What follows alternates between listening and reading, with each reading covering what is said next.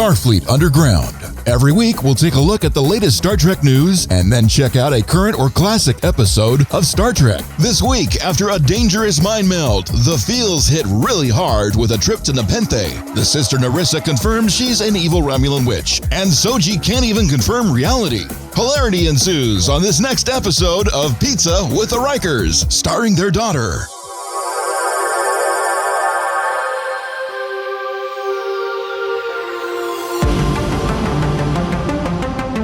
Welcome back, everyone. And if you're new, welcome aboard. This is Starfleet Underground, where we're going to be talking about the latest Picard episode, Rura Penthe. And if I mispronounced it, as you can tell, I have not had my morning coffee yet. My name is Captain Nathan Adams. We're here on our lovely ship in the Delta Quadrant, trying to make our way through to get back home. We're being sponsored by Section 31, but they won't tell us why. Oh, the crew. Yes. Next is Heather. Hi, we were trying really hard to make the Star Trek cruise, and unfortunately we were not able to make it back to Earth in time. And Fred. Oh, go ahead, Heather. Sorry, go ahead. You haven't had your coffee yet either. I'm sorry. I was supposed to introduce myself and I went on that little tangent. Hi, I'm Heather. Good to meet you. I'm the science officer and the person who talks out of turn. And Fred. Hello, everyone. Glad to be here. And I'm also an engineer, and someone's got to keep everything running while people are playing on the cruise ship. And unfortunately, that's us. And Rocky. Also in engineering, I am usually trying to avoid stepping on Fred's tribbles. He has a couple down here, and you just kind of step around them because they tend to keep out of the way. But every once in a while, you just step down and you hear a little, oh my goodness, I stepped on one. Well, we got to keep you on your toes somehow, right? Yeah. Hey, at least you didn't wake up to it like doing the Yes. They're definitely all over the ship, I will tell you that. I found that what did they used to call it back in the 21st century? Oh, yeah, child gates. I found that if I put a child gate up in front of my quarters, they don't get in. So that's what I need to do. Oh my God. Yeah. Does the replicator do that? Could I go to the replicator? Yes, you can, but you got to put it in stages because it won't call. Yeah, it's only so big. You got to go. If you want to use a jumbo size replicator, we got one down here. You can just whip one up about one stage. Yeah. So some assembly is required. Yes. It's like IKEA. Exactly. Exactly. Okay. Now, this episode, we're going to be talking about the latest Picard episode, which had all the feels. I just, man, and then the episode was Rura Penthe. And correction, I thought it was the Klingon planet last time, where the prison planet. I was so wrong. Fred corrected me, and he was indeed very right about that. You know, one Penthe is just as good as the other, you know. Yeah. They all blend together. Yeah. Rura Penthe is not a place you want to visit. However, Nepenthe, it actually seemed like a pretty nice planet. It was pretty gorgeous. It was a paradise. Yeah. Very so. Yeah. Yeah. Now, however, there is news of the week. I do have some news myself to bring up a little bit. This is rumor, so it's not 100% confirmed, but Robert Picardo is in talks to be in the next season of Picard. So that means that somehow during the next season, if the talks go through, that he will be on Picard, joining Whoopi Goldberg as well. Yes. This is getting me more and more excited. That's exciting. Sweet. How appropriate. Picardo on Picard, huh? Well, Seven's also on it too. Then they can have their thing going again. I'm really excited. I love the whole dynamic between Seven and Doc. Me too. Yeah, I can't wait to see that again. And everybody on the ship knows, as well as the listener, that the doctor is a motor mouth. So if he had witnessed the death, he would have been the first one to squeal as soon as he came up. He's like, what is the nature of mercurial medicine? Oh, also, she's a murderer. Right. She's the one that killed Maddox. I thought for sure he was going to say something and he didn't say anything. I think that's coming next week. I hope so. That's my bet. Yeah, because they're going to want to know why she put herself. Well, we're getting ahead of the game, but we'll bring that up a little bit. Yeah. So, anybody else has any news? Yes. Last week, or actually earlier this week, would have been the 100th anniversary of Scotty's birth, James Doohan. Oh, yes. So, unfortunately, he's not here with us to celebrate it, but it's still something worth remembering. I mean, Scotty definitely was an integral part of the original series. We could take a drink in his honor. Or several. There you go. Or one of my favorite characters from the original series was, of course, Scotty. Gotta love Scotty. He can make stuff happen that isn't possible because he's a miracle worker, Exactly. I remember the best line he had was in the Next Generation when he was on there and when he had been caught in a Dyson spear and and Picard was asking him to fix something and he says it'd take 2 hours and Scotty was like, how long will it really take? And he says 2 hours and he goes, what? You're daft, lad? You're going to tell him 2 hours? Always multiply it by 2. He says, why? So you can seal your reputation as a miracle worker. That was classic. Thought that was pretty awesome. Yeah. You can't change the laws of physics, and of course, there he goes. He's done it. Yeah. I love Scotty. No, but that's great advice for like nowadays for the real world That's because true. In business you always want to give them an extra time for the due date so that way when you come in early you look good. That's how business is run. That's part of it. That's good. That's Right. good And you advice. don't overstress yourself out making a almost unrealistic due date. You give a little extra space. Plus anything that can go wrong will go wrong. So That's you need true. that extra time to fix Exactly. it. Yep. Little room for Murphy. And then, of course, there was that classic scene where Scotty walks up to the holodeck and he's, telling the computer, show me the bridge of the Enterprise. Please specify my registry number. NCC 1701. No bloody A, B, C, or D. Program complete. Enter when ready. We learned how to talk to computers from way back. Yeah. But he said, hello, computer, talking to it with a mouse, and that didn't work either. The voice interaction with Scotty and a computer isn't always as good as just typing it in. Yes. He's definitely a very interesting man, a war hero who lost a finger during the battle on D-Day. And it's just that I met his son, and his son looks so much like a younger version of him. And it's really, that's the closest I get. He's one of the regrets I had as Leonard Nimoy. And as well as James Doohan. I never met them, as well as Forrest Kelly.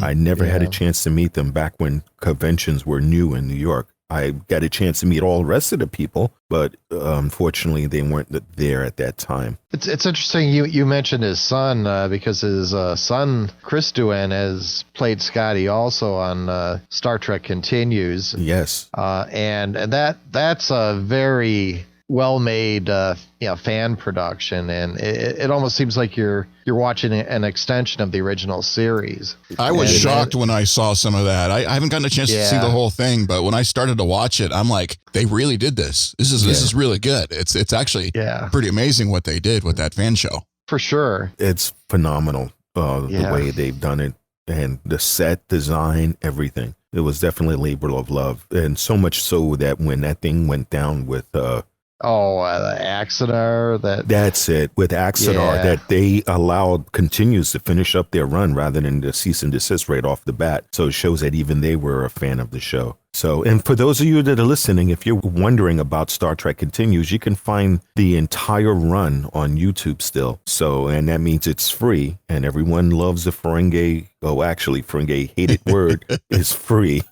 but it is there. All right, we're going to go into, unless there's any more news. You got any news for us, Rocky, before we jump into the show? I just want to make a small statement that last week I said something about sex robots, and I just want to declare that I have never been, nor have ever thought about being with a sex robot. Okay, I may have thought about it, but no actual experience, okay? I was watching Bill Maher, and he was talking about sex robots, and he showed this picture of this sex doll, and oh my God, they're starting to get really good, with making those. That's what I'm saying. They're here now. They're actually out there. You got to find them, but they're actually out there. Yeah, they're about biofeedback on it. I remember doing research on it for an article that I was doing, and they will run you anywhere between 7 and 10 grand. Was that quote unquote research and everything else? It wasn't quite that. Oh, okay. Plus I'd have no place to put it. Yeah.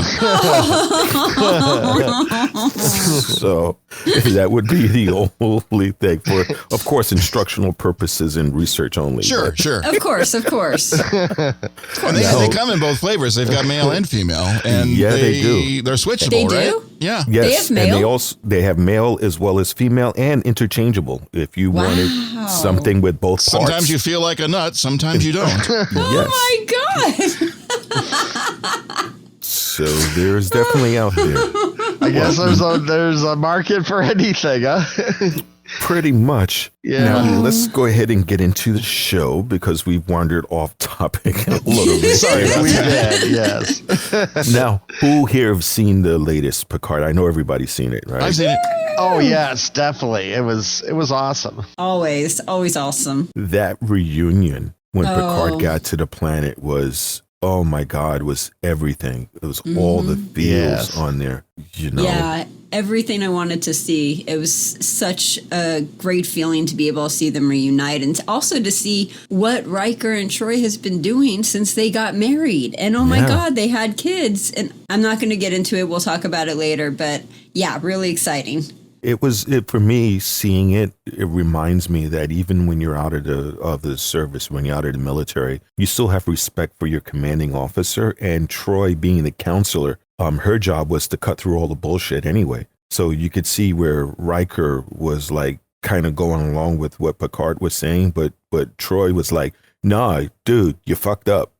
Oh, She told him. you're talking about at the very end of the episode where she sort of goes off on him after what he said to Soji, right? And that is correct. That's before the pizza incident. Before Before the pizza before incident. the pizza. When he was making, now how's that? In the future, there's still pizza, right? Oh, of course. There has to be pizza. It may be with bunnies, but it may be pizza. I guess that scene was an example of some more absolute candor, huh? Yeah. Oh, good point. Yes, seriously. Now, trying to remember, we're going to be talking about the show. We're going to try to stay chronologically if possible. So the first part is, of course, meeting Riker and Troy's daughter. How badass was she? Oh, she's awesome. She is. I loved her. She's going to have her own show. She's going to have a spinoff. She's so good. That actress is going to be huge because she's just natural on screen. Wonderful. Yeah, she was. Yeah.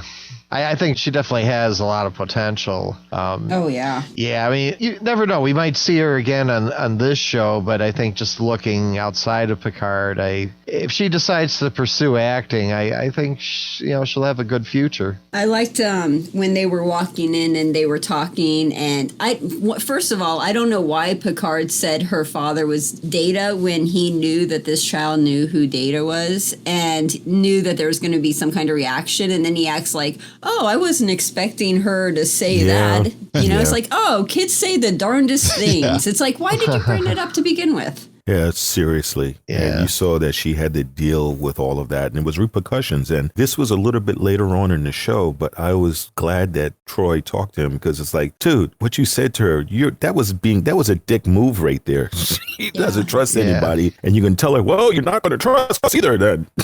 Yeah.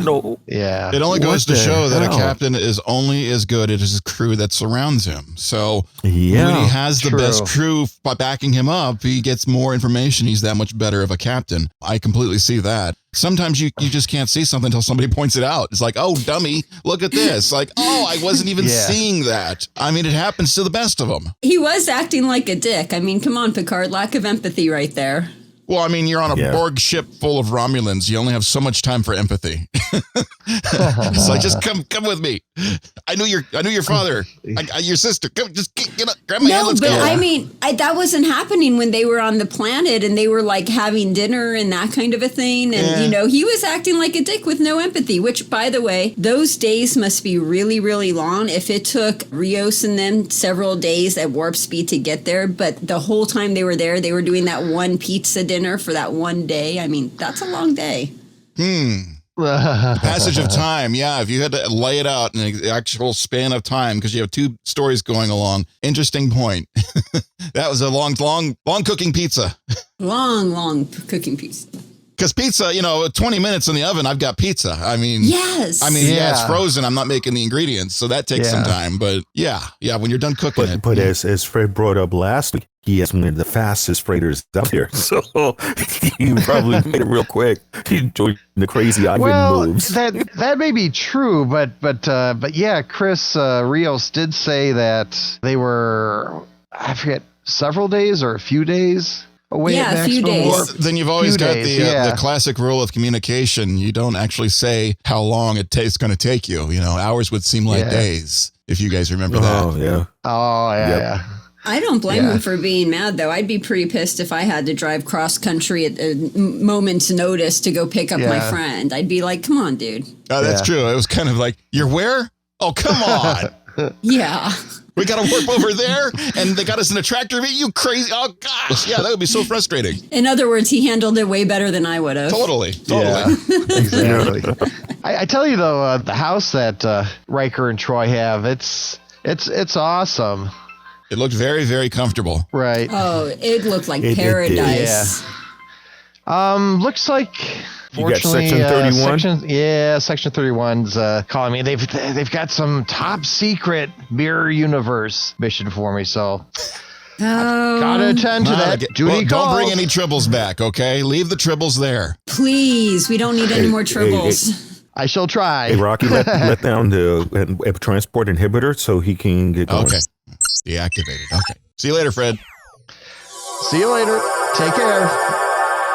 So one of the things also that I noticed in the very beginning of the show, we had a chance to see Commodore O talking to, oh my God, I got to get better with names. Talking to Jurarti. That situation right there, it kind of explains a little bit more why Agnes Jurarti is a crazy woman. Yeah. Because she had this, and it explains another thing. I suspect that Commodore O is actually a Vulcan. And I don't think Romulans could do the Mind-Meld thing unless there's some new canon that I don't know about that she did a Mind-Meld on her and really messed her up to get her to go on the mission.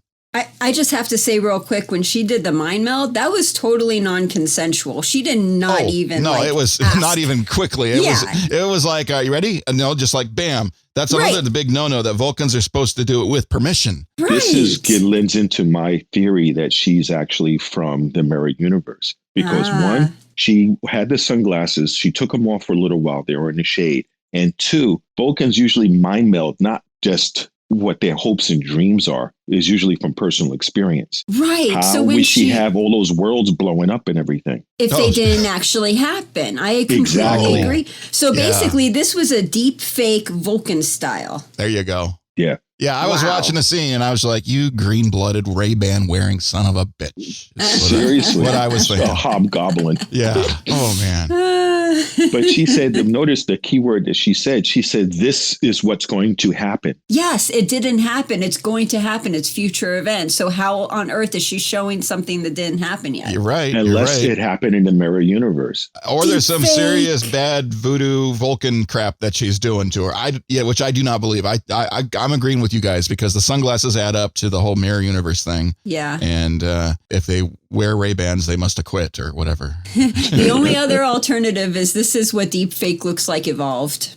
Big time. Seriously. Mind fake. But it did answer some questions, and at least we're going to jump ahead just a little bit. It actually got her to start feeling guilty a little. Oh, she had a huge guilt. That's why you're watching it going, what is this woman doing? And why does it not make sense to us? It's because she's got a huge amount of guilt of what she's doing. She's doing something that she really doesn't have any control over, and she's being forced to do it. So much so that she purged 3 cakes. Don't eat 3 cakes at once. That's not a good thing. You want to get sick, you can eat whatever you want, and 3 cakes is not what they're supposed to do. You don't want to clean up all that red dye from the carpet. Oh, especially red velvet. I mean, that's a waste. I love red velvet. Don't waste it. Yeah. Right. Oh my goodness. Amazing destruction of cake. And speaking of which, during that scene, I really like how Ralphie was completely an intelligence officer right there. That was how you were supposed to do a interrogation. You become their friend. You give them stuff. Give them some cake, yeah. Yeah, like, what do you want? Let me give you what you want. We don't lock you in a dark room and play good cop, bad cop. No, here, have some cake. Cake is what you need. If I'm your friend, you're going to tell me. So look out next time I come over bearing cake. So, I'm trying to get something from you. I really love how Ralphie was beginning to put stuff together. Like when she said, you were all gung-ho about being in space and now you want to run. Mm-hmm. The one thing you wanted to meet and now you just want to turn tail. Yeah, so it looks like she was beginning to put stuff together. Raffi is super solid when she's sober. She is the bomb. She wasn't even sober and she's solid. She's freaking amazing and she's sitting there smoking. Oh, well, smoking a little, but she's got it. I mean, she's got it when she's sharp. When she's sharp, she's like razor's edge sharp. Mm-hmm. Yeah. Yeah. I love Raffi. Yeah. Now, correct me on the timeline, Heather. You're better at that. I got to start making my notes here on the pad. I have 7 pages of notes. Only 7? See, Only 7. And that's in honor of 7 of 9. So there you go. That was an honor of 7 of 9.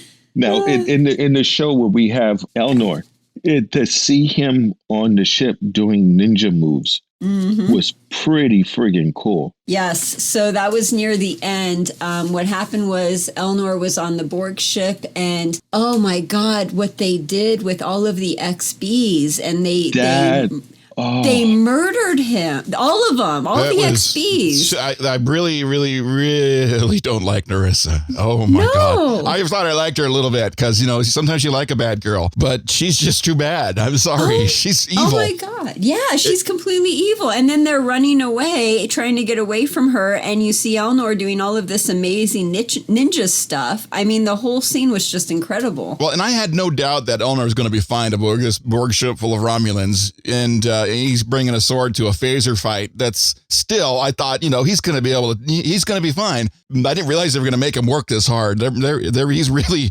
fighting for his life.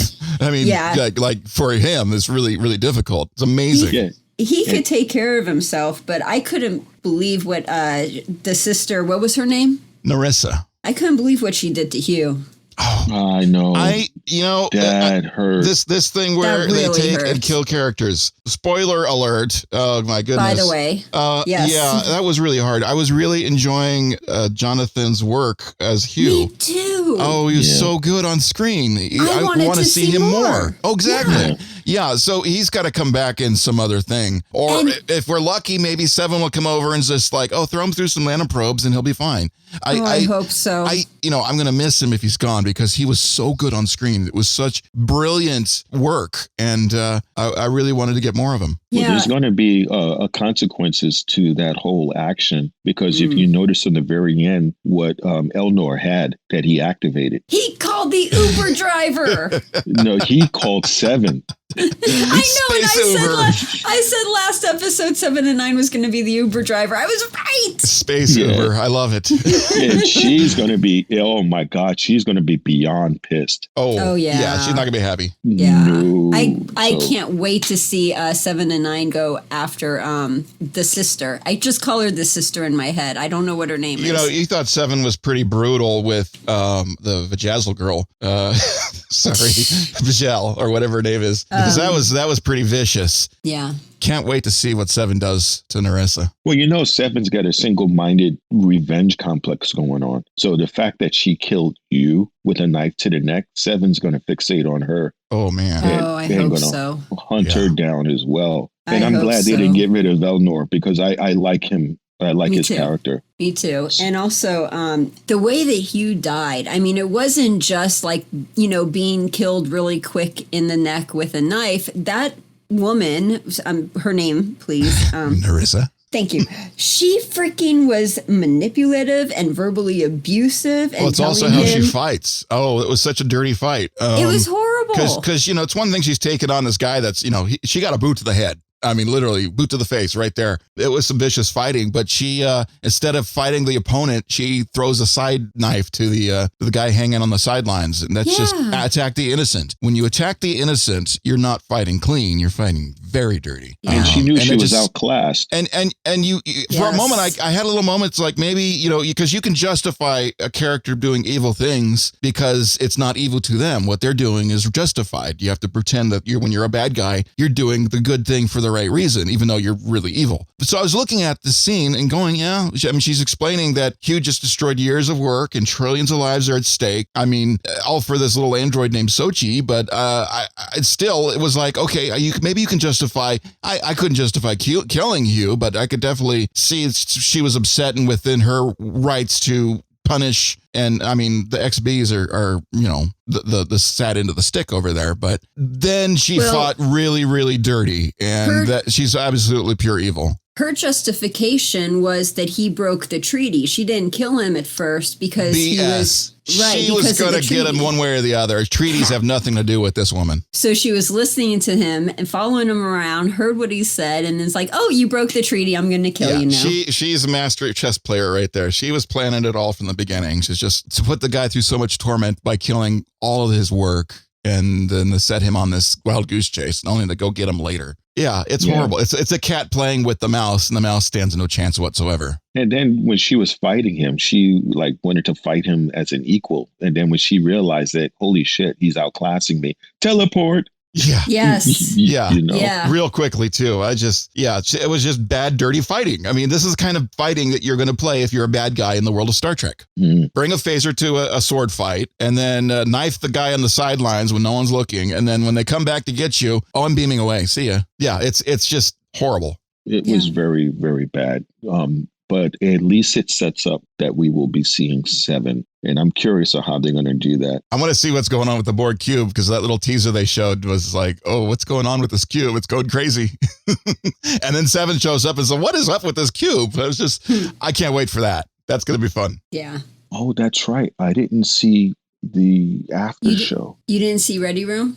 No, I don't think. Wait, did I see Ready Room? Was Ready Room with Brent? And Riker? I did see the Ready Room. Yeah. And I'm talking about the little teaser in between where they show snippets of what's happening next week. Oh, it's going to be good. It looks like something else. Yeah. Mm-hmm. Now, I know we skipped a little bit, so let's go back to the planet with Riker and Troi. The whole thing, it's like what you would imagine in your head of how their married life would be. It's so comfortable to come back to that. I'm wondering, if I was Picard, I'd be hanging out with these guys a lot more often because they have such a wonderful little house to go hang out with. Well, they have a little log cabin in the woods with a garden and, Alexa. That's right.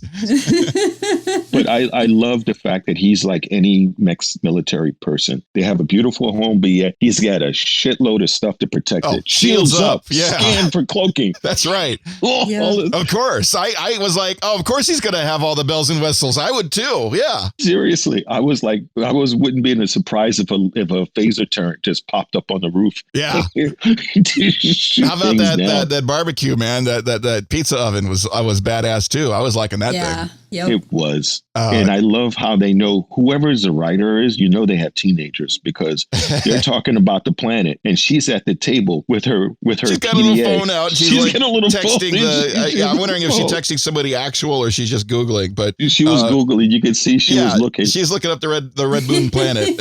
She was like, oh, that's any teenager would be doing that. We don't need an intelligence computer to do that. We got a teenager. It's no problem. No, and in fact, that it's not allowed at the table because she was hiding it. Totally. Yeah. You don't bring your iPhone to the table at the Rikers.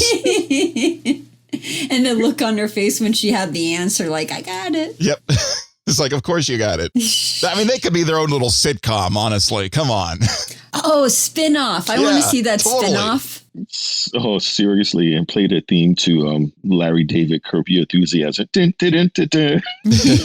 So because it's their child, does this mean that Kesta is a quarter betazoid? So does that mean she could do betazoid stuff? That's very interesting. I didn't even think about that. I was more disturbed by the hair color because I couldn't figure out how you get Riker and Troi and you come out with a kid with lighter color hair. But there's not mathematics. There's genetics involved in that sort of thing, and it's above my engineering grade. Yeah, it's possible that they both carry the gene for it. I think blonde hair is a recessive trait. If you roll the dice just the right way, they bounce up a certain way, and you get blonde hair. Because despite my outward appearance, blue eyes run in the family. So it's possible that I could wind up having a kid with blue eyes.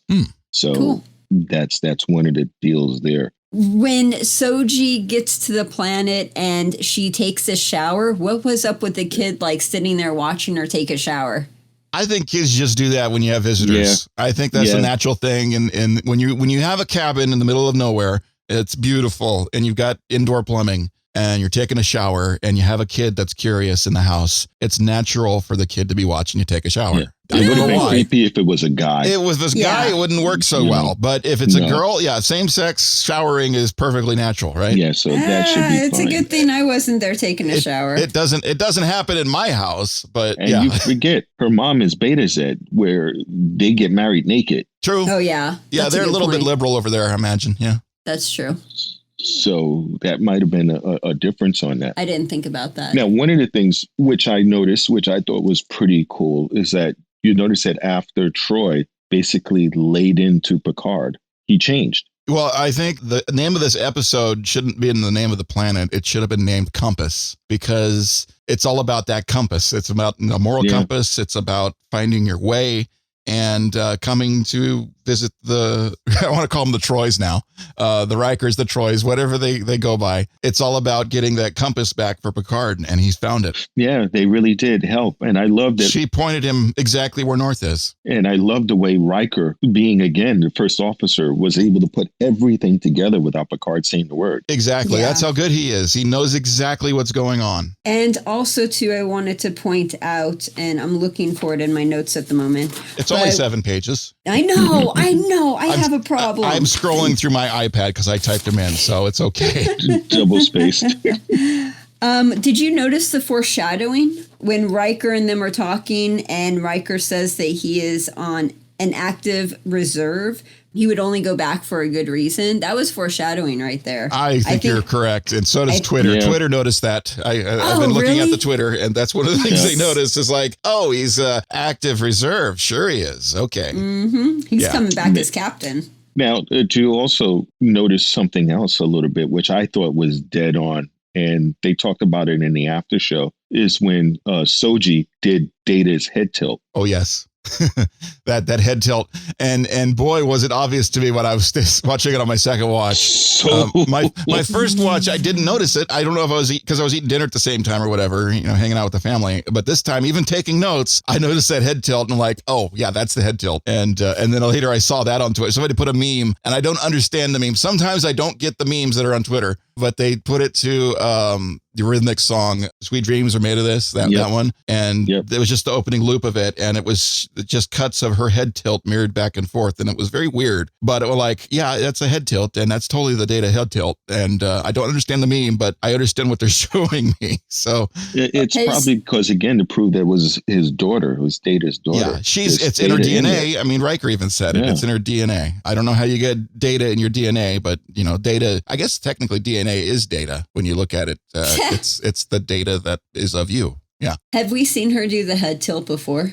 Yes, we have. We did? It was very, very subtle in the middle of an action scene. It was one of the scenes when she was on the board cube talking with, I think she was talking with Hugh. It might have been Eric, but she was talking with one of those guys. And it was a further out shot, so it wasn't as obvious, but somebody put that on Twitter too. So yeah, that's the only reason why I know, because Twitter brought it up and said, oh, yep, that's the head tilt as well. And you see these little mannerisms that she does, and it's so subtle, but it's like, yeah, she's bringing that character to life, even though it's an android. I so love the breadcrumbs they're putting out on this thing, because after you see it, it just makes you want to go back and rewatch the earlier episodes to catch all the little stuff that they put down there. Yeah. It's really, really good. Completely agree. I would agree with that entirely. I'm still in my rewatch, but I'm in season 5 now. So it has slowed down since we've gotten Picard on the TV. Yeah, I got past Darmok the other day, and that was such a good episode. Such a good episode. My favorite of all the episodes. I didn't even realize it was that far into it. I was like, oh, that's finally I hit Darmok. But wait a minute. It was really Remind good. me. Darmok and Jalad, that's not Shaka when the walls fell. Timba, his arms open wide.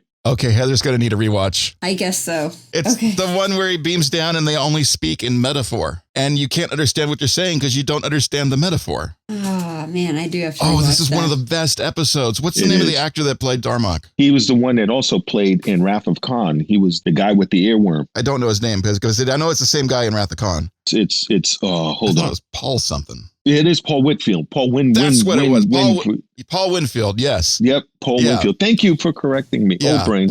Oh man, all these little useless facts we know that just don't always stick around and come up exactly when you don't need them. And thank you for saving me for having to make a correction next episode. Yeah, next episode.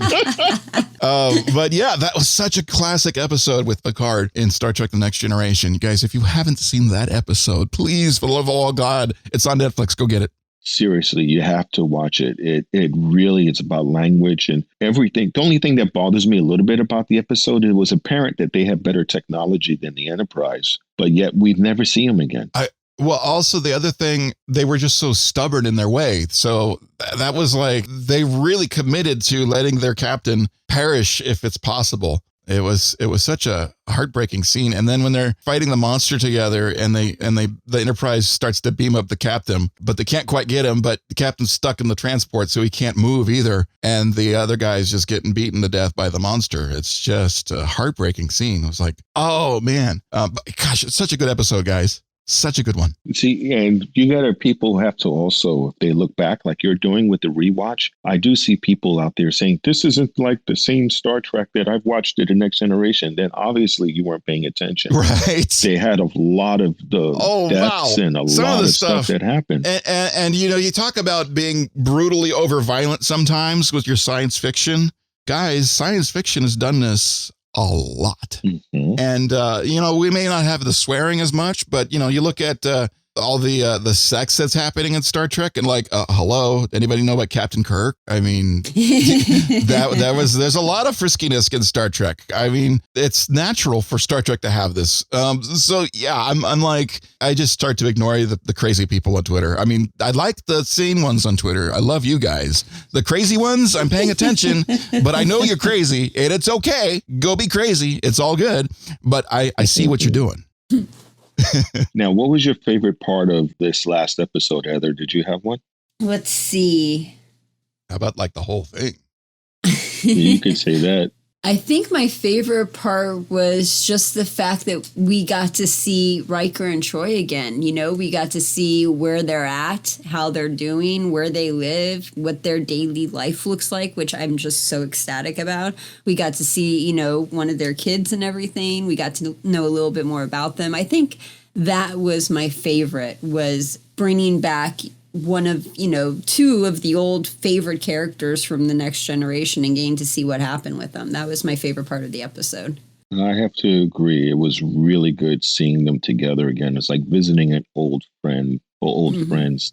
You drop in and say, hey, how you guys doing? And now we know. How about you, Rocky? The whole episode, it's got this sentimental thing to it. It's, yeah, you come back and you visit and you feel better for it after the fact. And you're like, why didn't we do this sooner? It was so good to visit them and get all of that and to meet their offspring, or at least one of them. There's a sad part to this show, and they've had some hard times. I mean, even though they come to this most beautiful planet that has regenerative capabilities, it still wasn't able to save their other kid. So it was kind of heartbreaking in that. So there is a sour note to it, but at the same time, it's so good to see these old friends get back together. And it was so good to see Soji meet a friend in Kestra. I think that could be a relationship that develops into a great friendship over the years if everybody makes it out alive. The next episode, it was so sweet seeing the innocence of a kid getting together with an android that's just trying to figure out who she is. There's something special about that. That was something special about Data, is to see Data take to people that are trying to figure him out and understand him, and he's trying to do it too. There's something nice about that relationship with an android. One more thing I really got a nice touch to, aside from the whole compass metaphor, when Kestra was drawing Soji sleeping at the end of the episode. It was just like, oh, this is what really sold it for me. They can be friends forever. She even took the time to learn her language, the language that she made up. All 2 minutes of it. Yeah, it took a real short time, but she took it. And that's one of the most amazing things, that all of a sudden they're saying these words, and that also pulled on your heartstrings when she said the word for home in the made up language, like it was nothing. It was so sweet. And that's, if you notice, that's what really kind of hit for Soji when she says, you have a home now. Mm-hmm. That's your home. Yeah. And it's like, oh. And to sort of go back on what you were saying, Yeah, they did have heartbreak. The couple wasn't just one big happy family with all this, good stuff. They did go through some trials and some hard times. And that's what led them to Nepenthe, I think it is. Nepenthe, the planet. Nepenthe. And, thank you. And on the Ready Room, they were saying that Nepenthe is a Greek word for a mythical cure for heartbreak, sorrow, and healing. So they are trying to heal from that trauma. Yeah. I like that whole aspect of the name of the planet to fit that. I think that's really nice. But I still think overall you could just call the show Compass and it wouldn't be as cool of a name. But it's like the direction, you're finding your home, finding the way, finding how you're, pointing which way you got to go. And then at the end of the episode, she gives her the compass at the end. It's a broken compass. You just have to pretend it works. In other words, fake it till you make it, or as some may look at it, as faith. So I really dug that whole aspect to spin the episode on a positive direction. I really dug that about this episode. So are you saying that they have to have faith of the heart? I almost was saying that. I was very carefully trying not to actually say it. Don't worry, I did it. I busted that like the Kool-Aid man. Yeah. But the scary thing is, you look at the tease for the next episode, and it's literally going to be hell because they said the word hell several times in that little teaser. So next one, we're going to have to hold on tight. So this episode was heaven. Next episode is hell. Got it. Yeah, that's basically, plus and minus. It's like, we're going to reverse polarity next episode, and then everything will be wonderful at the end, hopefully. I hope 7 and 9 is causing a lot of hell. Yeah. Well, she's going to. And plus, Elrond has probably thinned out the Romulans quite a bit. Them going after Elnor, him. Yes, Elnor. Yeah, Elnor. You called him Enron. I did call him Enron? Yeah, he's not an oil company. God. Oh, my Heather, please, when you see me in the galley, remind me to have my coffee before we start. If I don't see a coffee in front of you, I'll replicate one and give one to you. Thank you. Oh my goodness. Seriously. And Rocky, thank you for replicating that no spill mug. Oh, you're very welcome. Those are very handy, especially when the gravity gets turned off because a tribble gets stuck in the gravity generator. Fred. We can't get started with the tribbles. I'll go off.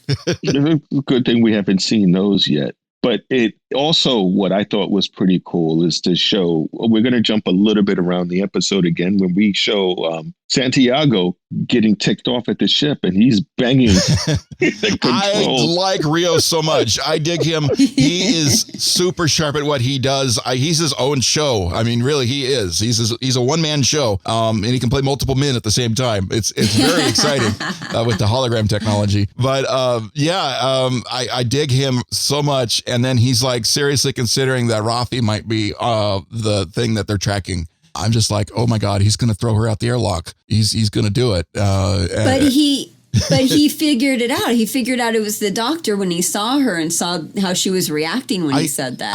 I wonder, did he actually figure out it was her or did he figure out it was, at the end he was like, but did it really sink in? Because she may have said it like that it's not Raffi, but then all of a sudden their stuff is happening. He gives her this look right before he leaves and he doesn't say anything. And it like the look she gets on her face and then she tries to commit suicide. Like she knows that he knows and she doesn't want to deal with any of that. And plus, if she commits suicide, the guy won't be tracking them anymore and they can, get away.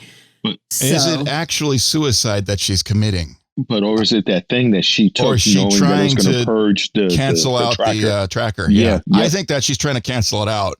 But then again, I think she knows it may be suicide at the same time because it's not a healthy way to get rid of something. They did not say anything about the suicide prevention hotline. Just bringing that up. Hey, since we're talking about it. You know what? Yeah. If you're going to go that route, call the line first, please. Yes. The one thing that I did notice, though, is when Rios talked to her and saying that I think Ralphie is the guilty person, the one that did it with the Romulan. I think the fact that he said that he was going to get rid of Ralphie really got to her. Oh, yeah. There's some things in this episode that really changed my mind about Agnes because we thought if she's not an evil robot, that she's obviously has a bad agenda. And we know why, because she had a crazy mind meld and she's not herself, but she's recovering. You can see that she cares about Elnor getting beamed over the ship and they're flying away without him. She cares about Raffi being thrown out the airlock. This is stuff that makes me think this woman is actually, maybe she's okay, but yeah, obviously the mind meld messed her up pretty bad, and she's not in control of that kind of thing. So she's hurt and she's acting as an injured person, basically. Maybe she can redeem. She can redeem herself. Yeah, I hope she will. I'm really hoping for her. Yeah. And I love the actress. The actress is so good in some of the stuff she's been in. So she's been a really good addition to Star Trek. And also, if anyone offers you cake like that, the cake is a lie. I just wanted to say that real quick. I was wondering if the cake was a lie, because I'm like, that's a real big freaking piece of cake. The cake was totally a lie. And she had another one that was Borg cube sized. And I'm like, hello? Now that's how I'd like to eat cake, but come on. That's a lot of cake. Nathan, are you I'm there? sorry. Hello? Are you there? What were you going to say, Nathan? I'm sorry. No, can you believe that we only have like 3 episodes left? Oh, I know. It's going to be crazy. This is the one that sets you up for the ride straight down the coaster, because we're all set up. We're at the top, and we're about to hit the rest of the actual roller coaster ride, the next 3 episodes of this season. So hold on for dear life, because there aren't any seatbelts in Starfleet ships. No, that I don't understand. Lost technology. Well, the other thing is they're like, Agnes, sit down, honey. We're about to do some warp stuff.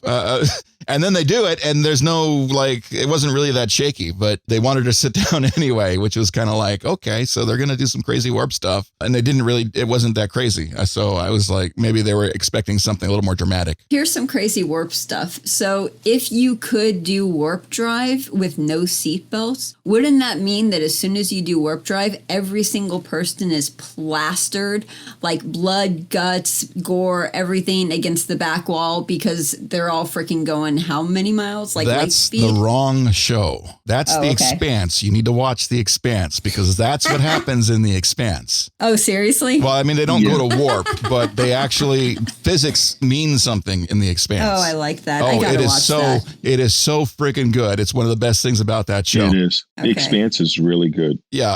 On a warp ship, you have inertial dampeners. That's what they call them. And that's how you are able to walk around being, and sit in your chair without being flown across the room when you're changing directions doing warp drive. Oh, so it's like they have a shield. Yeah. And when they say internal dampeners are offline, it means that if they do something really crazy, they're going to bounce off the top.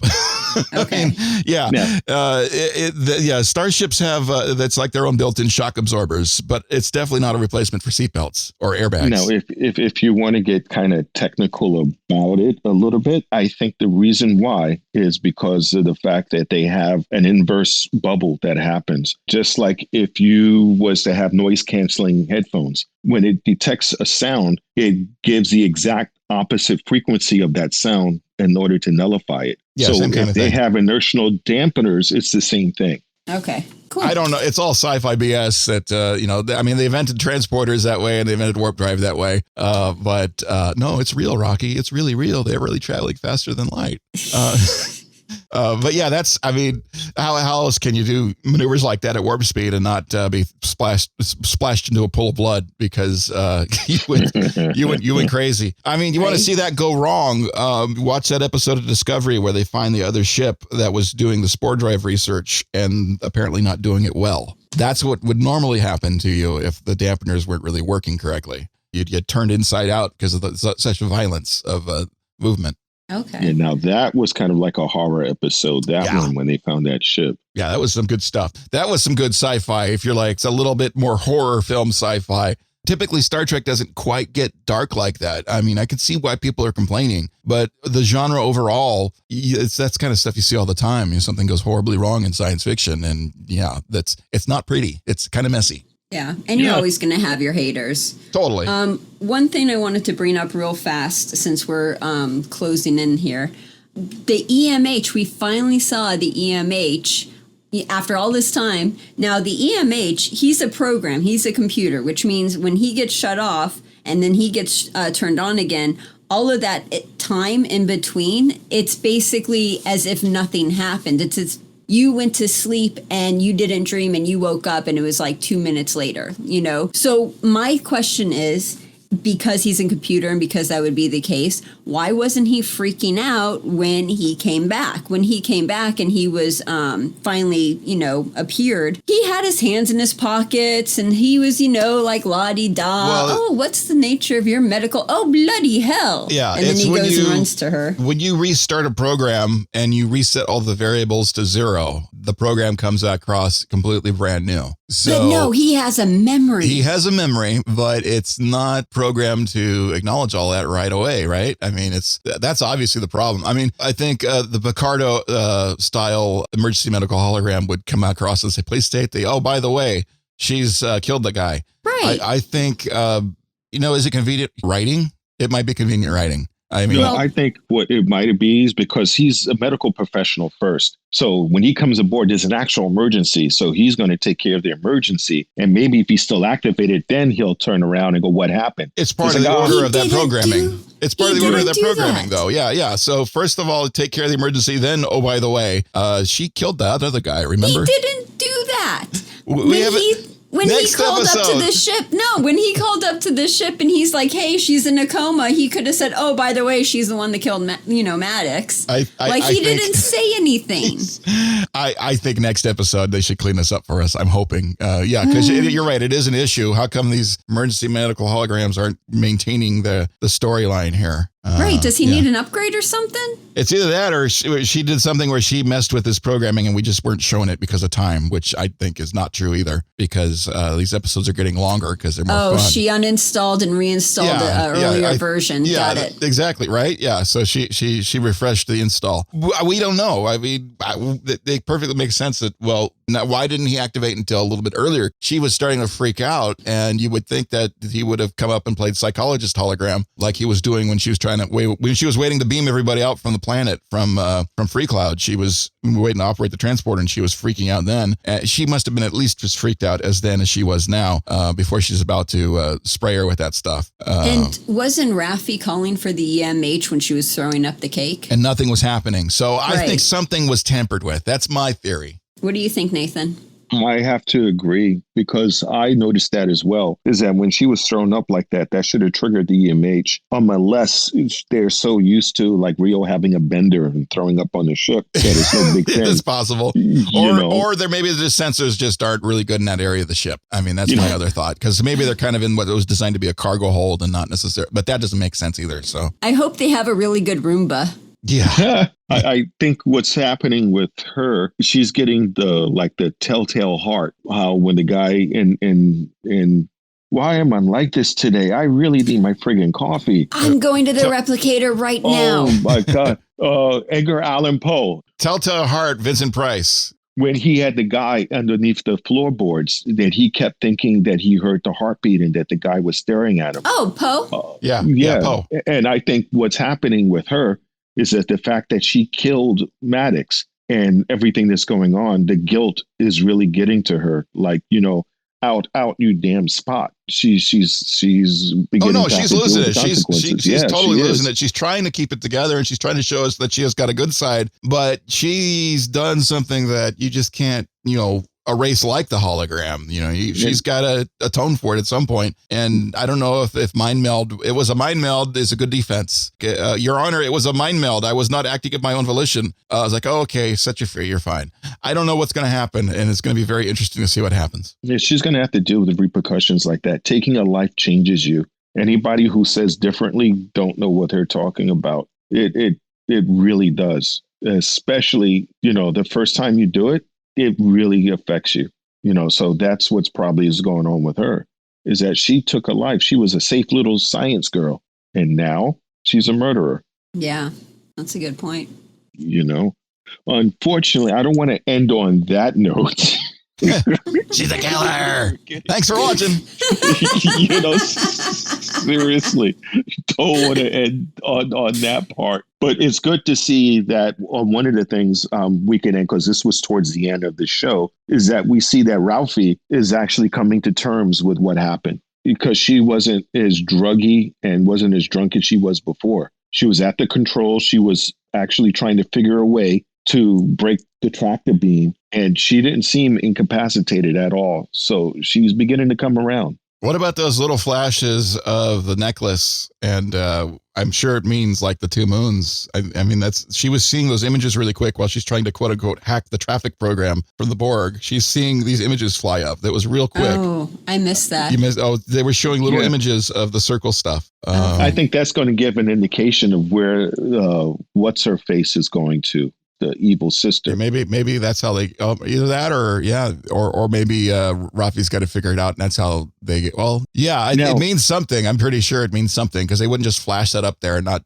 mean something. Now, why also hasn't she called her mom and told her quote unquote mom what's going on or try to get questions? Because that's what activated Dodge. Soji is so friggin' messed up right now. She doesn't even believe reality is real. And she didn't want a nap. I mean, if she wanted a nap. Yeah, no, she was just trying to lie down, and she wasn't just trying to, because Kestra would start talking to her, and then all of a sudden Soji would be snoring. I mean, that's what would have happened. So, it's very interesting she didn't try to contact the mom. And I'm curious to see what the other end of that transmission goes to. That's another mystery we don't know yet. Mm-hmm. That's something that we need to find out. Well, at least we see that Picard has turned back to being a mentor, because when he was talking to her after the talk that he had with Troi, he's like, relax, looks into my heartbeat, Yeah. Look at my eyes. They're not dilated, right? Can you believe me? And she's like, nope. She's like, no, I still don't believe you. I say you're saying what you're saying, but I still don't believe you. She is super skeptic right now, and I'm worried about that for her, because if an android can't trust, then how do you know it's not going to just choke you later? Well, isn't it a programming flaw for her to trust? Sorry, Nathan. No, you're right. That's what you call said, that it was a flaw for her to trust. But you saw the fact that Picard is actually teaching her to access. If she was able to access the memory, then she'll get some of Data's memories as well, because that's what happened to Dodge. Well, I think the very being of knowing that she's an android, well, it's a shock to figure out for the first place. It also gives you access to all of those things when you want it. So she just needs to learn how to call them up and figure it out, because she said earlier in the season, my default is trusting. And that line stuck right out at me, because if she's an android and your default, quote unquote, is the trust everybody, including the freaky Romulan spy dude, it was just like, wow, it didn't work for me unless you're like put somewhere to do a task of some sort, because it doesn't. You should not trust everybody, at least not right away. I mean, it's really nice, it's really polite, but you shouldn't do it. And to see her now, she doesn't trust anything. She's starting to ask questions, and at some point she's going to start figuring things out. And I'm hoping that she figures out how to be a nice, good, happy android. Well, that's what's going to make things interesting. So now I'm glad that we're going to successfully end on a happier note. There you go. We're going to go. Does anybody have any love to give for any podcasts or anything that's out there? You, Heather? Unfortunately, I have not been listening to any podcast or anything extra this week. I've been running all week, and it's been crazy busy, so I haven't really been able to watch anything or listen to anything. How about you, Rocky? Well, it's been a super busy week for me, too. But I wanted to shout out, and of course, if I shout this out, I'm calling somebody out on Twitter, they may have no idea whatsoever. But there's one of these people that on Twitter puts our Twitter tag into whatever question she asks. And next thing I know is 30 emails or 30 Twitter tweets have happened overnight. And I was just like, wow, that's cool. Because I'm still new to the whole Twitter as a public entity. Twitter. I mean, I've had my own Twitter for years, but working and interacting with the world of Twitter out there it's a mind-blowing thing. Yeah, it's fun at first. Just wait. It gets overwhelming.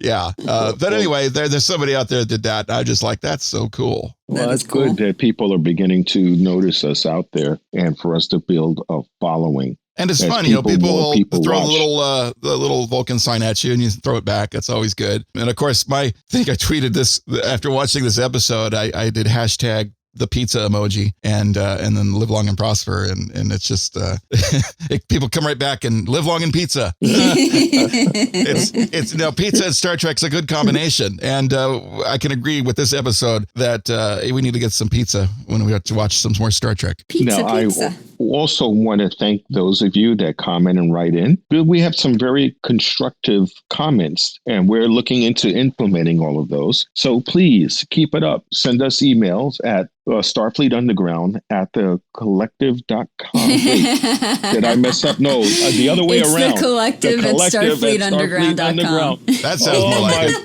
It's at the end of the recording. That was really funny, though. I like that. We should get that one, too. We got to go get that website, too. Oh, my goodness. This is what happens. I swear. I gotta really, Heather, please make sure I have the coffee. On my way. We're going to get like a coffee sponsorship any moment now. We're going to need it. You're going to get a truckload of coffee delivered to your house. You have no idea where to put it. Hey, that's better than the truckload of triples we got. That's true. That is true. Speaking about triples, we all get together and wish Fred a safe journey. Don't know why Section 31 picked him up. We'll probably find out next week. Those of you continue, please writing in. Like you said, we read all of your comments and emails, and we go through them. The corrective, the criticism, oh my God, what the frick? The constructive criticism we take under advisement. It may not be easy to say. It may not be easy to read, but we do read them. No, and even the hater email, it gives us a warm chuckle and everything else. Yeah, So thank you. And thank you so much for tuning in and for listening. And make sure that don't only have a good week, make it so. Starfleet Underground, beaming into a podcast feed near you.